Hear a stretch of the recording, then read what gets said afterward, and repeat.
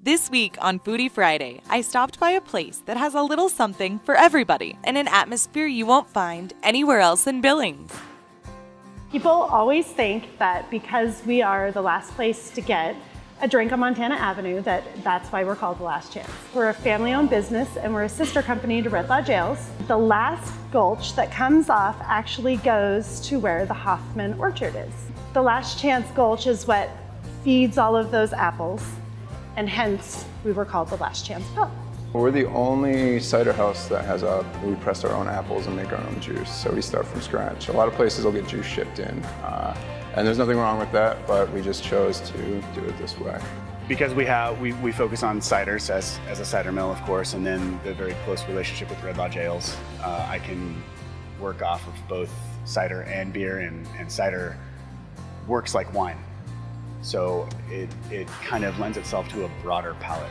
Jason does a phenomenal job with the food, and he uses a lot of the cider in the products. So like when I keg cider, there's some leftover that just would go down the drain. He takes that and we use that in like brines and things like that, or soups or whatever he chooses to do with it. So a lot of the food, it does have a lot of cider in it. We really want it to be kind of an upscale place for people to come and enjoy themselves, but really feel like it's a pub and kind of their own. We very much have a scratch-made kitchen. 90% of what we put out of that kitchen is created in the kitchen. Chef Jason let me in the kitchen to teach me a thing or two about plating a delicious dessert. This is the rhubarb poppy seed caramel, and this is local rhubarb. Perfect. Was that a good amount? Yeah, that's great. Okay.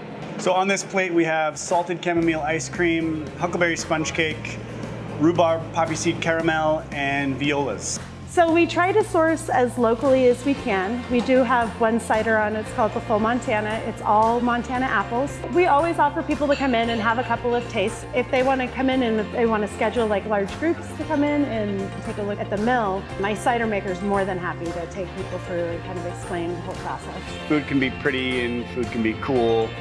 It can be interesting, it can be thought-provoking, but at the end of the meal, did you enjoy it?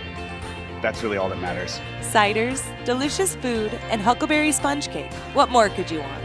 Last Chance Pub and Cider Mill, downtown Billings.